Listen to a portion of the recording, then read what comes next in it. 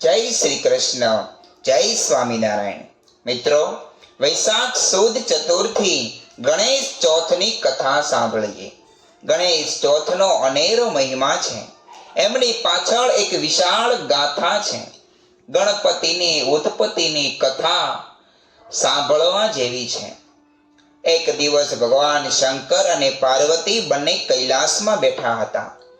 પાર્વતીએ શંકર ભગવાનને હાથ જોડી અને કહ્યું, પ્રભુ, આપ જ્યારે સ્નાન કરવા જાઓ, તપ કરવા જાઓ છો, ત્યારે તમારા વિના તમારો વિજોગ મારાથી સહન નથી થતો. મને એકલીને સુખ પણ આવતું નથી. વળી આપ સમાધિમાં ઊંડા ઉતરી જાઓ ત્યારે મને શાંતિ પણ થતી નથી. તો મારા ઉપર દયા કરો. ત્યારે ભગવાન શિવ કહે છે, દેવી, તમે તો સર્વ સમર્થ છો. તમને ઈચ્છા આવે તો એવા બાળક ઉત્પન્ન કરી લો, જેથી તમને સથવારો પણ થશે અને એકલાપણો પણ નહીં રહે. એમ કહી ભગવાન શિવ ભોગવતી ગંગામાં સ્નાન કરવા ગયા. સ્નાન કરીને ત્યાં જ ધ્યાનમાં બેસી ગયા. ઘણો સમય વ્યતીત થયો, પરંતુ શિવ જાગ્યા નહીં. આ દરમિયાન માં પાર્વતીએ પોતાના શરીરના જમણા પડખામાંથી મેલ ઉતારી સંકલ્પની સાથે પાણી છાંટી ભગવાનને પ્રાર્થના કરી. એટલે ભગવાને આવી પ્રવેશ કર્યો, એટલે એક સુંદર બળવાન બાળક બની ગયો. ડાબી બાજુથી મેલ ઉખેડી જળ છાંટ્યું, એમાંથી એક બાળકી બની ગઈ.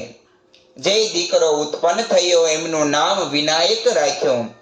દીકરી ઉત્પન્ન થઈ એમનું નામ ઓખા પાડ્યું. આ કથા ઓખા હરણમાં પણ લખવામાં આવી.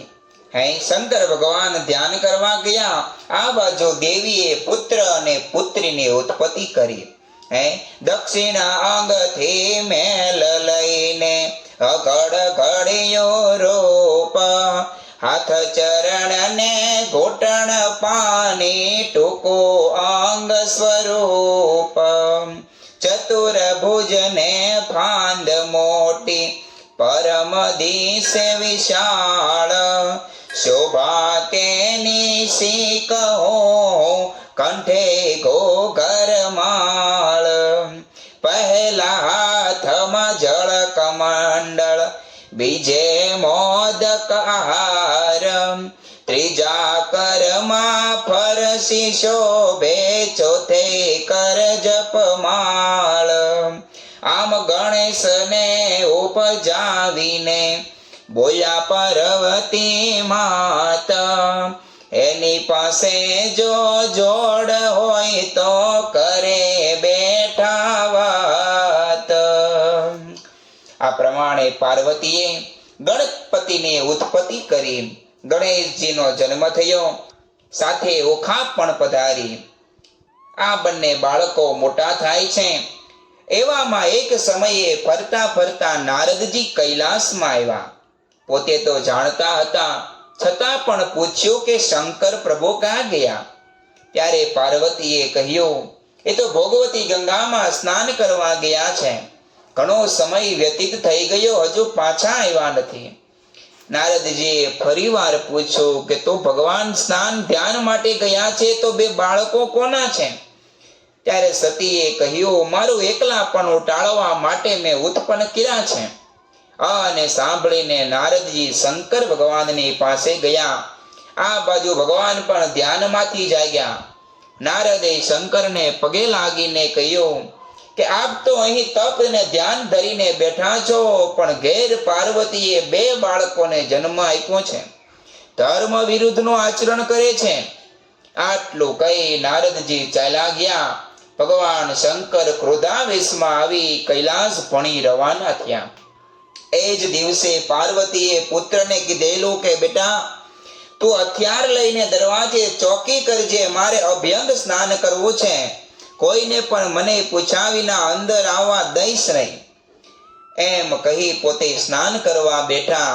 ગણપતિ દરવાજે બેઠા. એવામાં શંકર આવ્યા, અંદર પ્રવેશ કર્યો. ત્યાં વિનાયકે ક્રોધાવેશમાં આવીને કહ્યું, તમે કોણ છો? માતાજીની રજા સિવાય અંદર જવાય નહીં.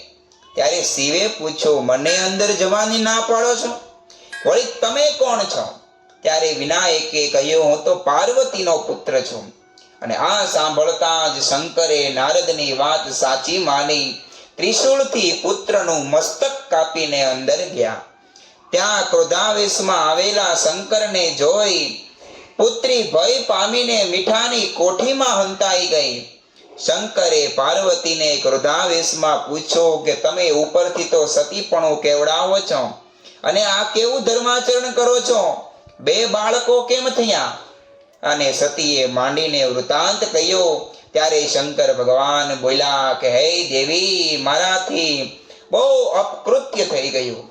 મને ખબર નહીં હોવાથી તમારા પુત્રનું મેં માથું કાપી નાખ્યો. આને સાંભળીને પાર્વતીને મૂર્છા આવી ગઈ, ધરતી પર ઢળી પડ્યા. પછી શંકરે વિનયથી પાર્વતીને ઉઠાડી આશ્વાસન આપ્યું કે દેવી, હવે ભૂલથી જે થયું તે ખરો.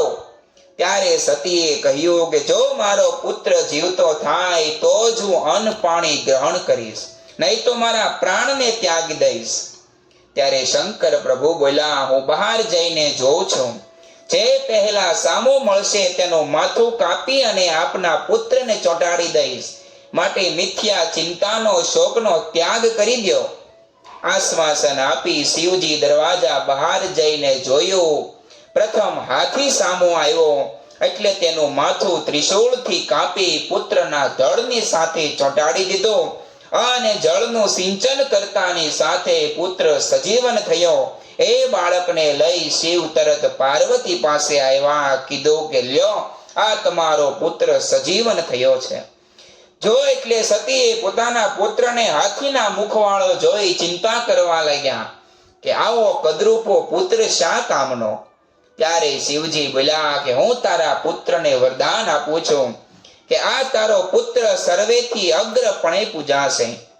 કોઈ પણ દેવ, દાનવ, ઈશ્વર કે મનુષ્ય આ પુત્રને મૂકીને કોઈ પણ કાર્ય કરશે તો એમાં જરૂર વિઘ્ન થશે. જો પ્રથમ તેનું સ્થાપના પૂજન કરશે તો જ એમના નિર્વિઘ્ન કાર્યની સિદ્ધિ થશે. આવી રીતે શંકર ભગવાને વરદાન આપ્યું. ત્યારથી ગણપતિ સર્વેથી આગળ પૂજાય છે. આ બાજુ પાર્વતીએ મીઠાની કોઠીમાં સંતાઈ ગયેલી દીકરીને બોલાવી અને કીધું કે મીઠાની કોઠીમાં તું ગળી જઈશ, વળી તારું અસુર કુળમાં અવતરણ થશે. માતાજીનું આ વચન સાંભળી ઓખા પાર્વતીજીને પગે લાગી પોતે કરેલા અપરાધની માફી માંગી. ત્યારે પાર્વતી બોલ્યા કે શાપ તો મિથ્યા નહીં થાય, પણ સાથે સાથે એટલો આશીર્વાદ આપો છો કે તારા લગ્ન દેવ જોડે થશે અને તું મીઠાની કોઠીમાં ભાઈને છોડીને સંતાઈ ગઈ. માથે તું મીઠામાં ગળી જઈશ. બીજા જન્મે તને આખી ઉંમર અલુણા રહેવું પડશે. અને જે કોઈ આખો ચૈત્ર માસ અલુણા વ્રત કહેતા કે મીઠું નહીં ખાવાનો નિયમ લેશે એ દેહને અંતે મોક્ષને પામશે અને આ લોકમાં પણ સુખ સંપત્તિને પામશે. પછી તો એ ઓખા મીઠાની કોઠીમાં ગળી ગઈ. બીજા દિવસે બાણાસુરની પુત્રી થઈ. એમના લગ્ન ભગવાન શ્રી કૃષ્ણના પૌત્ર અનિરુદ્ધની સાથે થયા. આખી ઉંમર અલુણા વ્રત કર્યું. જે ઓખા હરણની કથા આપણે અત્યાર સુધી સાંભળીએ છીએ. તો આવી રીતે ભગવાન શ્રી ગણેશની ઉત્પત્તિ થઈ. ભગવાન શંકરે આશીર્વાદ આપ્યા, માટે પ્રથમ પૂજા તમારી કરીએ સ્વામી તમને સુંઢાળા. એવા વિઘ્ન વિનાયક દેવ ગણેશજીના જન્મ દિવસે એમના પ્રત્યે શ્રદ્ધા ભક્તિ રાખી હર હંમેશ કાર્યમાં પ્રથમ સમરી આપણા કોઈ પણ કાર્યમાં સિદ્ધિને અપાવે એવા ગણેશજીના ચરણોમાં પ્રાર્થના કરીએ. આવા જ અવનવા સત્સંગ આપણે સાંભળતા રહીશું. અવનવી કથાઓ સાંભળીએ ત્યાં સુધી આપ સર્વેને ભાવથી જય શ્રી કૃષ્ણ, જય સ્વામિનારાયણ.